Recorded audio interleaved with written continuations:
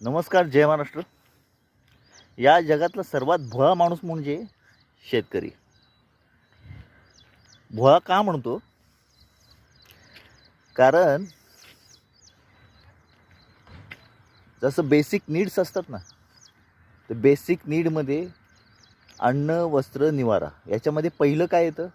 अन्न.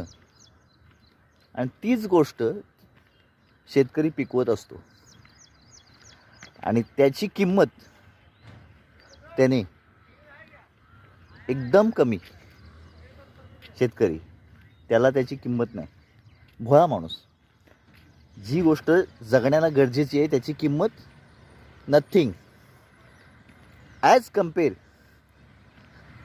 कपडा लत्ता, कन्स्ट्रक्शनची सिमेंट, वाळू किंवा बाकीच्या इतरत्र वस्तू या गोष्टीने पोटं भरत नाहीत.